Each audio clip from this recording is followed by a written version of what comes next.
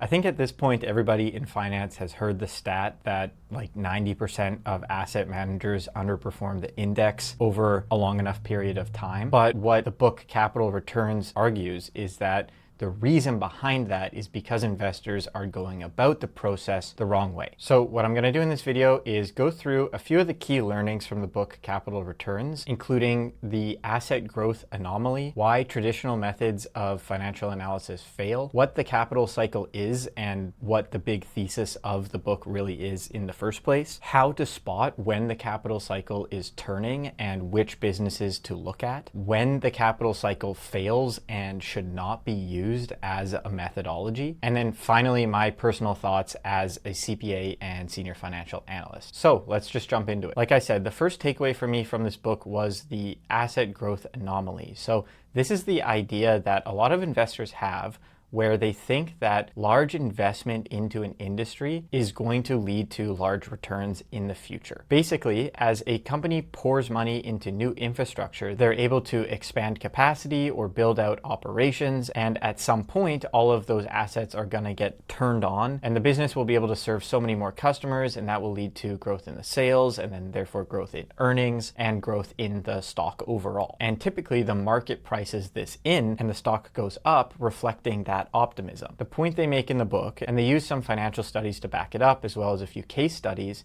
is that this is essentially the complete opposite from being correct. And that is the asset growth anomaly. The book essentially makes the argument that asset expansion activities like infrastructure build-outs typically lead to poor future earnings and consistently fail to deliver on the returns that investors expect. And then what's more interesting about it is that the opposite is actually true. Asset contraction activities tend to lead to outperformance of those businesses. So that would be things like share buybacks, early repayment of debt, spin-offs, initiation of dividends, that type of thing. And honestly, it's hard not to see parallels of this in the AI boom. A lot of the hyperscalers like Amazon and Google and Meta and Microsoft have committed billions, if not trillions of dollars to the AI data center build out. And some of the stocks have definitely seen growth because of that. And with so much capital being deployed, I think it is pretty important for the investor to at least consider this theory in their actions. So why does this keep happening? Why do investors keep making this mistake, assuming that massive investment into an industry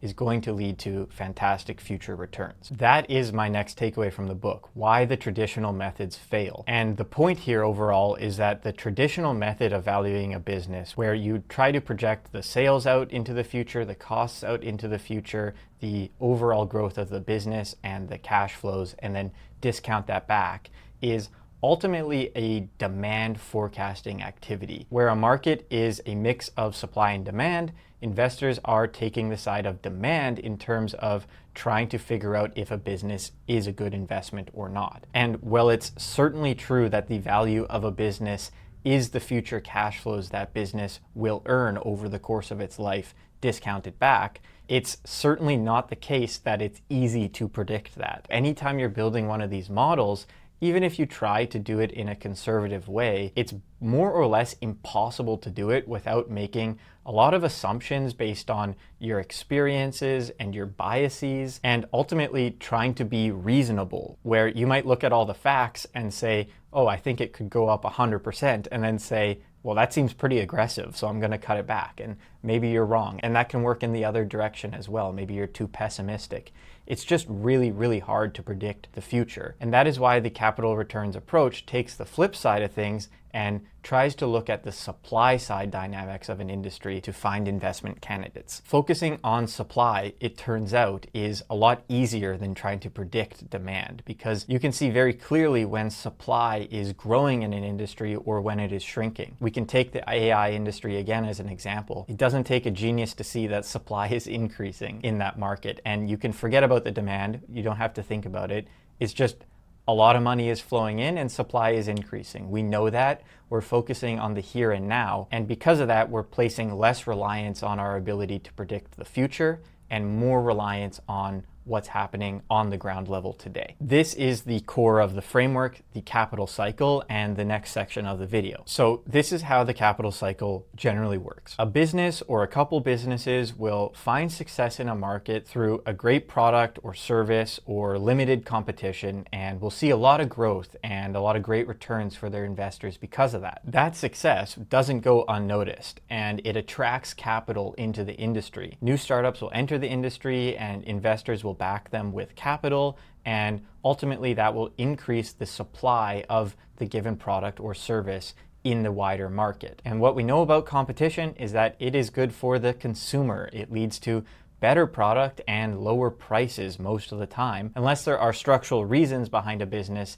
as to why it can continue to charge a large margin. I think it's Jeff Bezos's quote that says, "Your margin is my opportunity." That's competition and that's capitalism. When competitors come into an industry, they're ultimately looking to provide more value, and one way of doing that is just lowering the price and accepting a lower margin. So over time, that leads to worse returns in that industry for all or most of the players in that industry. And so what once looked like a great investment opportunity in an industry that is exciting and dynamic suddenly becomes crowded out and a bad investment candidate. This is when the cycle turns once again, and capital begins to exit the industry looking for other opportunities with higher upside than they're seeing in that industry. So competitors will exit the market, either going out of business or shifting their business model to something else. And usually what that leaves behind is a few key players who are able to sort of weather the storm. Maybe they have a great balance sheet, or they have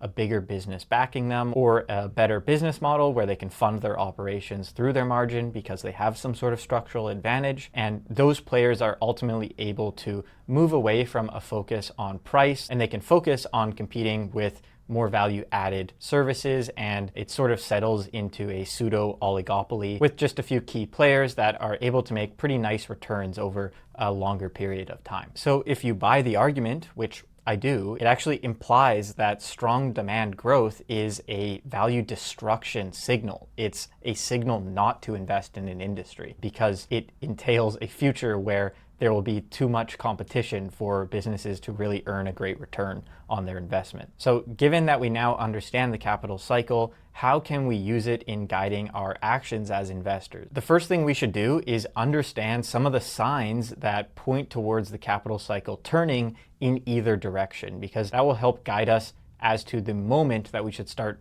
looking at some of these companies for investments. So the book discusses two practical signals that we can use. The first is quite easy. It would be competition exiting the market. So if a key player in the industry goes out of business, that's probably a pretty good sign that maximum pessimism has kicked in. What that essentially means is that they weren't able to raise capital from investors in a period of demand downturn. And the bonus of using this as a signal is that typically when a key player of an industry goes bankrupt, the entire industry is probably not doing great. And even the players who are totally safe from going bankrupt because of the quality of their business, they typically also get hit with that pessimism from investors. And you might be able to pick them up at bargain prices as long as you're willing to take a multi-year approach to that investment. The second signal that they recommend watching for is a flipping in the ratio of capex to depreciation. So what they say is that once depreciation starts to outpace capex, it's a sign that the investment phase that is following that spike in demand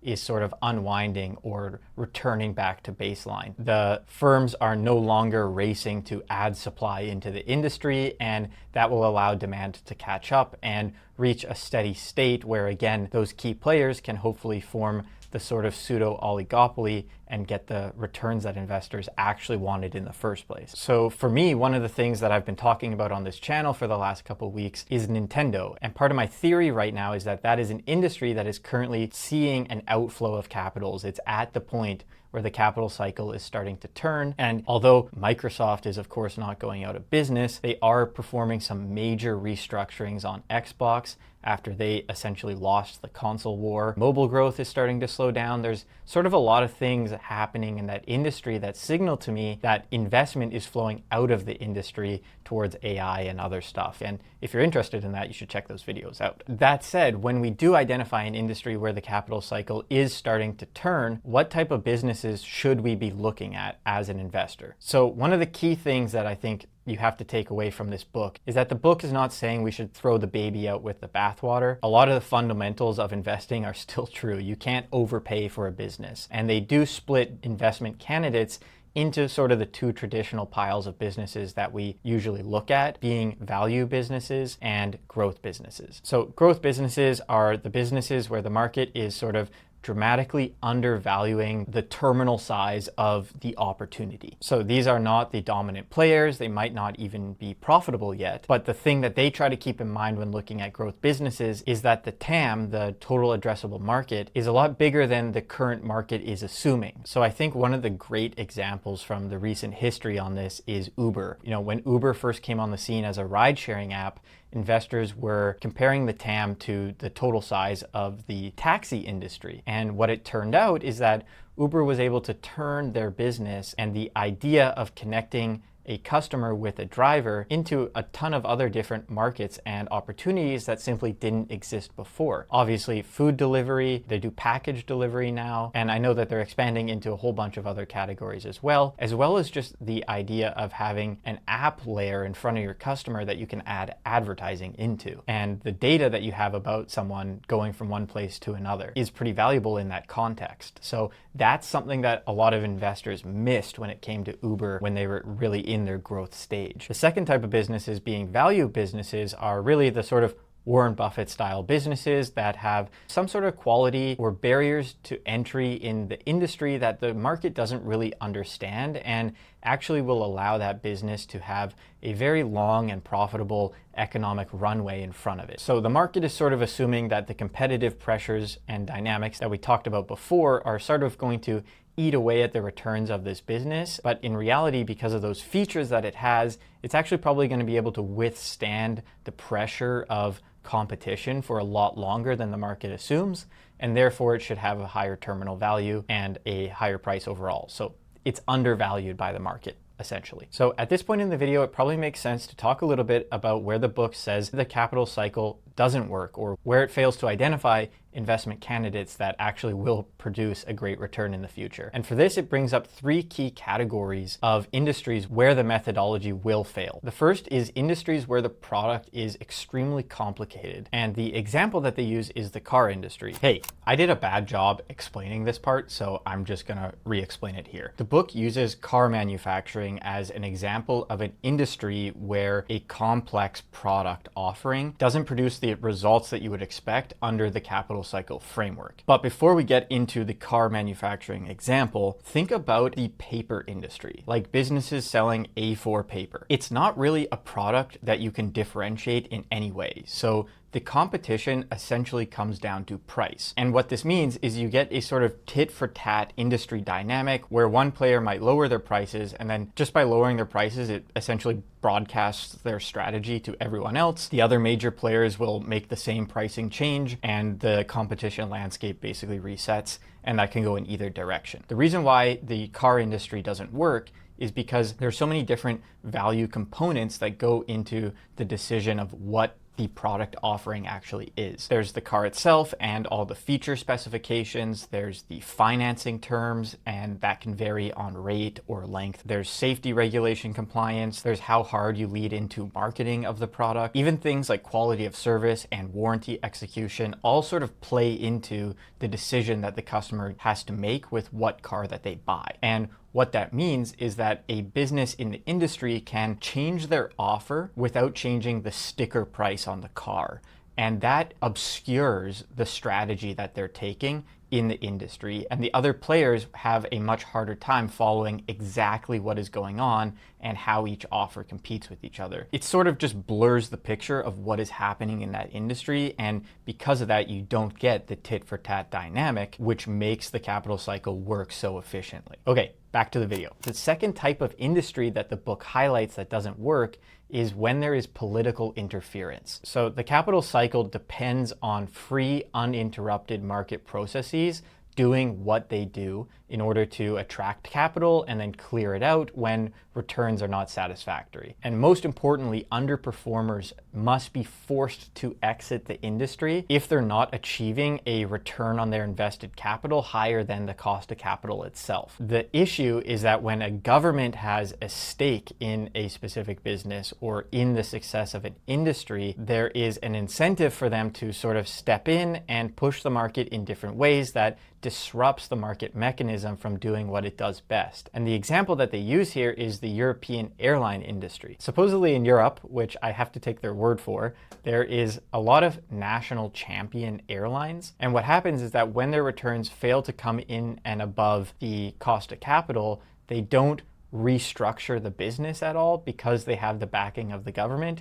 They just sort of pursue more market share, and actually results tend to get worse because of that. So there's sort of no forcing function to get the bad operators out of the market. They just keep producing bad results, and the government keeps allowing that to happen. The capital will exit the industry except for those businesses, but that inefficiency becomes permanent and you never actually get the opportunity that you think you would get otherwise. And then finally, the third industry, or in this case business, that we want to pay attention to when thinking about using the capital cycle are those with exceptional management. So more or less, they sort of concede the point that exceptional business people and exceptional management teams are typically able to do things that no one really expects and sort of defy the odds. And that's a pretty broad claim, but I think we all understand what we're talking about here. I think if you put Steve Jobs in a totally different industry, he'd probably do a pretty great job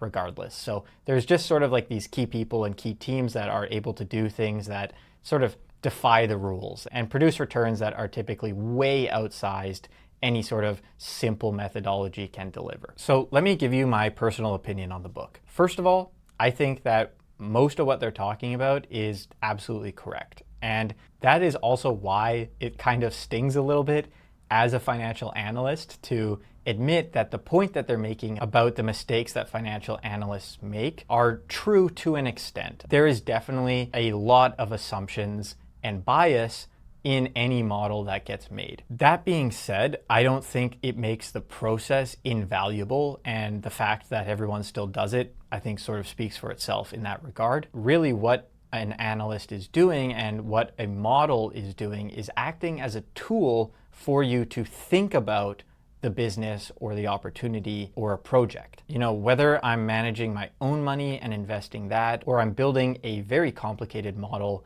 in my job, I wouldn't feel comfortable making a decision or a recommendation without having built out the model and all the steps and thinking that is required to do that. It's not that the output of the model is what we have to put all of our faith into. It's just that the process of building it makes you consider all the tiny details that are going into that model and what you think about them. And that helps you ask questions about what matters and consider different scenarios and ultimately get an idea of what the returns might be. You're just sort of trying to be in the ballpark. You don't have to nail a home run. And to be honest with you, I think most analysts and business people agree with this. It's not really controversial to say what the book is saying. That's why every good analysis should really come along with a sensitivity analysis that shows a range of outcomes depending on the most important factors that go into that model. So I think when it comes to my own investment activities, this is a theory that absolutely belongs in the process, and it will be part of my process and something that I keep an eye on and consider. But it won't be the main thing. It's not going to replace all the other work that I like to do when it comes to analyzing a business. It might help give me conviction, or it might help me identify different businesses that I want to analyze, but ultimately the valuation of it at the end is what tells you whether or not the business is overpriced or underpriced. And then you just work in a margin of safety to make sure that if you're wrong, you're not hurt too badly. So overall, I would say that the Capital Returns book is a great read. I think it's a little lengthy. You could probably get by reading the first few chapters and then you can kind of like put the book down. It is a little long that way, but overall it's a powerful method that any investor or analyst should probably read and have a think about, but isn't strong enough to stand on its own. So anyway, if you liked that video, please give it a like and please subscribe. I'm trying to get to 100 subscribers and I would appreciate your support. Thanks for watching.